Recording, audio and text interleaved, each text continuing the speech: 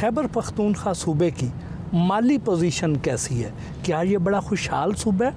खैबर पख्तूनख्वा का माली पोजीशन इंतहाई ख़राब है। यानी तनख्वाहों के पैसे नहीं हैं। बिजली के मद में जो हमारा हिस्सा है वफाकी हुकूमत के साथ, वो भी आइन और कानून के मुताबिक नहीं मिल रहा। और सबसे बड़ी ज़्यादती पीटीआई की हुकूमत में वफाक और सूबों में एक हुकूमत थी, उसमें भी नहीं मिला। और उसका जो बकाया था वो शहबाज शरीफ साहब जो आए थे तो उन्होंने अदा किया। चेयरमैन तहरीक इंसाफ तो ये कहा करते थे कि खैबर पख्तूनख्वा की हुकूमत बहुत ही मिसाली हुकूमत है और बहुत खुशहाल हुकूमत है, बहुत ज़्यादा तरक्याती काम यहाँ पे हो रहे हैं। जो वज़ीर आला है परवेज़ खटक, आज उसके स्टेटमेंट पढ़े, वो कहते हैं कि इधर से खाली था। मैं नहीं कहता हूँ, आज उसने स्टेटमेंट दी थी कि वो नफ़रतों को उबारने वाला था। हम नहीं कहते हैं, क्योंकि सियासत में ये कमज़ोर बात है कि एक आदमी के साथ 10 साल रहो, आपको चीफ मिनिस्टर बनाए हो तो फिर बात करो। तो ख़ुद ही जो चीफ मिनिस्टर थे दोनों नफ़ी कर रहे हैं।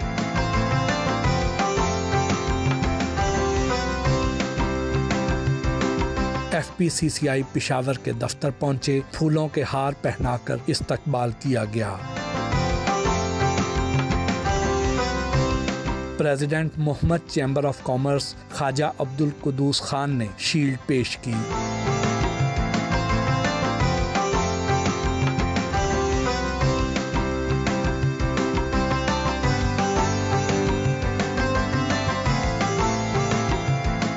आप बिजनेसमैन भी हैं, गवर्नर भी हैं, सियासतदान भी हैं, तो ये सारी चीज़ें इकट्ठे कैसे मैनेज करते हैं? पहले दिन से 80 से ये सारी चीज़ें इसी तरह मैनेज करते रहे, तो अब जो बदन है ना उसमें ये कुव्वत और ताकत अल्लाह ने डाल दी।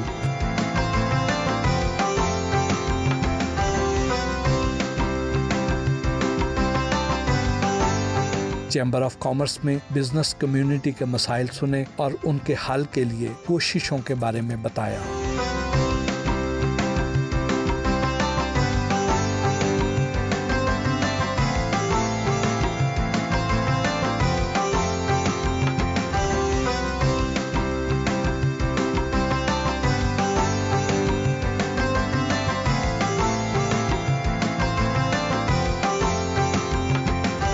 पेशावर के कदीमी स्कूल को दोबारा असली हालत में तामीर का जायजा लिया। ये हमने ठीक कराया था उस वक़्त जिस तरह था ना। उन्होंने ये मीनार नहीं है, इसको मुल्तान से मैंने लोगों को लाया, उसी तरह बनाया। ये बिल्डिंग के टिप्पणी ये ख़त्म हो गए थे, ये तकरीबन 120 साल पहले बना है।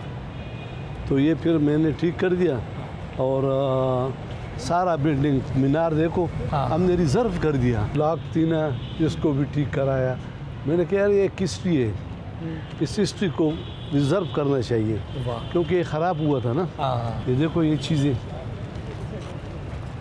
इसमें फिर ये फर्श पाए ये कर लिया उस तरह तरीक़ेकार पे। अब देखो ये ग्राउंड ये जब 4 लाख था तो इतना था, और अब जब 40 लाख है, अब 10 मरले। तो मैं इनके विजन को देखो कि आज क्या है और ये क्या है।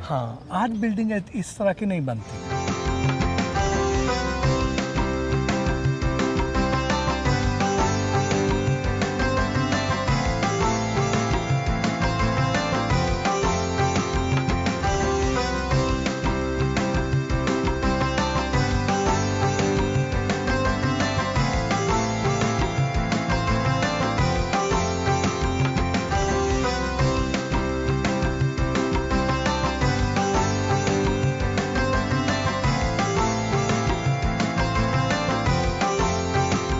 नमक मंडी आए, ताजरों से मुलाकात की, रिवायती कहवे और दुम्बे की नमकीन चांपों से तवाज़ो की गई।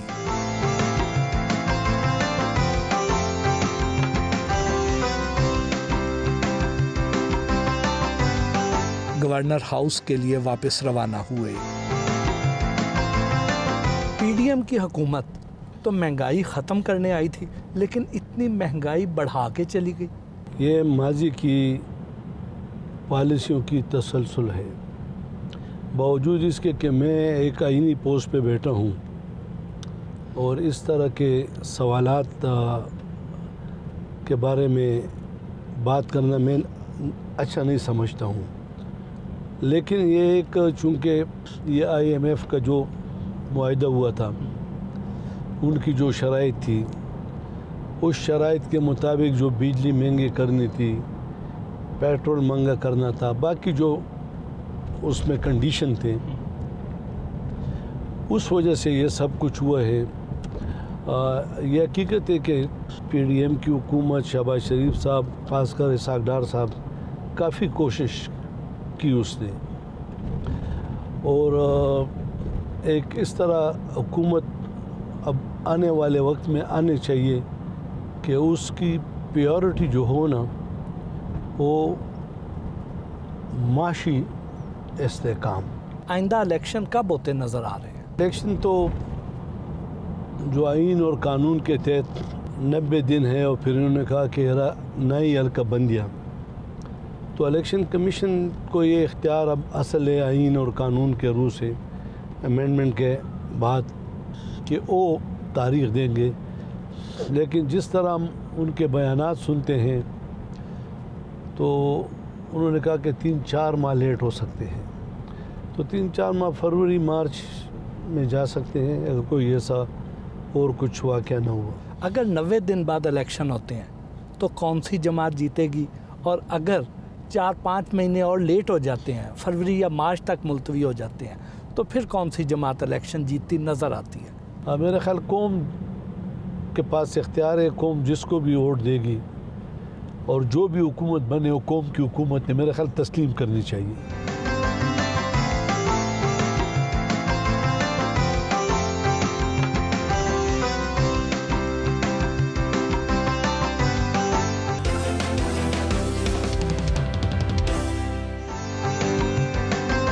हाजी गुलाम अली के साथ गुफ्तगू का सिलसिला जारी रहा। परवेज़ खटक साहब, जहांगीर तरीन साहब की जो सियासी जमात है, ये आइंदा इलेक्शन में क्या असर डालेगी? परवेज़ खटक का तो अपना सियासी जमात है, जहांगीर तरीन ने अपना अलग बनाया है, अलग अलग जमात, लेकिन हालात पे है। मैं चूँकि एक आइनी पोस्ट पे हूँ तो इस पे मैं तबसरा नहीं कर सकता।